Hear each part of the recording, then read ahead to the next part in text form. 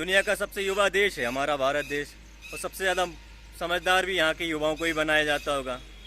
मध्य प्रदेश के सीएम शिवराज सिंह चौहान जी, मामा जी, उन्होंने अनाउंस किया ही था कि राज्य में पुलिस भर्ती में प्राथमिकता दी जाएगी इन अग्निवीरों को, कि पीछे से एक नालायक निकम्मी खबर मुंह उठाए चली आई। मालिक जिन्होंने सालों तक सेवा दी है ना सेना में, उनको 10% आरक्षण मिलना था, वो नहीं मिला।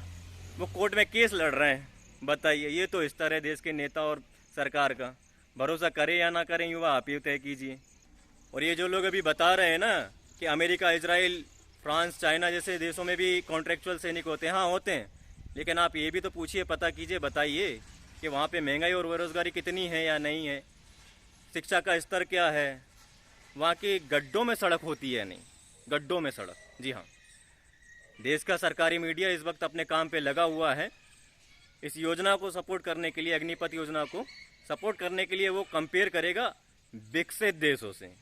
लेकिन जब महंगाई, बेरोजगारी, गरीबी, अशिक्षा पे कंपेयर करना होगा तो ये आपको समझदार बनाने के लिए तुरंत लेकर के भागेगा बांग्लादेश, अफगानिस्तान और पाकिस्तान जैसे देश। उस पाकिस्तान से कंपेयर करेगा जो चाय के लिए तरस रहा है।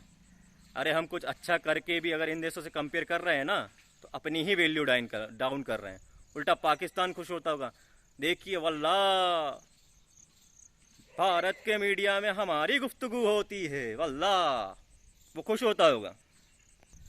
ये वही मीडिया है, अगर इसको फ़ायदा नज़र आएगा ना तो आपके घर में आग लगेगी और फ़ायदे गिना देगा, आपको भी गिना देगा कि देखिए आग लग रही है, इसमें तापिए। और अगर आप पड़ोसी से परेशान थे तो उसका भी घर साथ में फूंक लीजिए, बाद में राख बचेगी, उससे दांत मांजिएगा। और अगर ज़्यादा परेशान है जिंदगी तो इसी में झुलस जाइए, लकड़ी का खर्चा बचेगा आपका, आम के आम गुठलियों के दाम।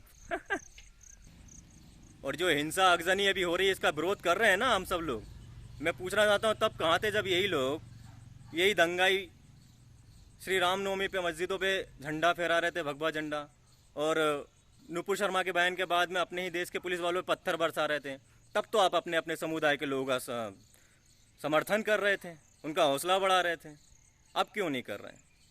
तब भी तो ये वही लोग थे, ये वही दंगाई है, उन्हीं के मन में ये दंगाई ही भरा पड़ा हुआ है। सालों की मेहनत है ये देश के नेताओं की और मीडिया की, इनके अंदर से देश हित निकाल करके बस हिंदू मुस्लिम पाकिस्तान भरा है और अपना हित भरा है। तो अब उनको देश हित दिखेगा कहाँ से? अब वो सिर्फ अपना हित जानते हैं, उनका हित दीजिए या फिर दंगा करेंगे, क्योंकि नशा बन चुका है उनका दंगा करना, बस यही है। और चीन की सेना, देखिए मेरी बताई हुई अफवाहों पे आप विश्वास मत कीजिए, गूगल बाबा से खुद पूछिए। चीन की सेना 2 साल के लिए कॉन्ट्रेक्चुअल बेस पे रखती है और 40 दिन की ट्रेनिंग देती है। वो 40 दिन की ट्रेनिंग पा करके फिर उनका सैनिक अरुणाचल में हमारे देश की सेना से बिना एक गोली चलाए और चलवाए मार खाता है। वो कई दिनों तक ये भी नहीं बताता, चीनी मीनी चाऊँ वाऊँ कहाँ जाके मुँह छिपाऊँ। भारतीय सेना ने 45 सैनिक शहीद कर दिए हमारे, कई दिनों तक नहीं बताता है। और अब हम भी ऐसे ही सैनिक रख रहे हैं। साल भर में इनको इतनी ट्रेनिंग मिल जाएगी कि अरुणाचल प्रदेश, चाइना से लगी हुई, पाकिस्तान से लगी, कश्मीर जैसी सेंसिटिव इलाकों में इनकी पोस्टिंग हो जाएगी। ये सारी ये तोप चलाना, गन चलाना, आरसीएल चलाना, पूरा आर्टिलरी चलाना सीख जाएंगे ये लोग इतने दिनों में। और फिर इनको आप ट्रेन करके इन्हीं लोगों के बीच में छोड़ देंगे जो हिंदू मुस्लिम के नाम पे लड़ते हैं, दंगा करते हैं, इन्हीं दंगाइयों का हिस्सा बनने के लिए। राष्ट्रीय सुरक्षा नाम का भी कोई विषय होता है महोदय? आप सोच रहे होंगे हम इस योजना का विरोध कर रहे हैं। जी नहीं, हम तो सपोर्ट कर रहे हैं, कट्टर सपोर्ट कर रहे हैं। लाइए इस योजना को राजनीति में, देश की विश्वगुरु बन जाएगा भारत।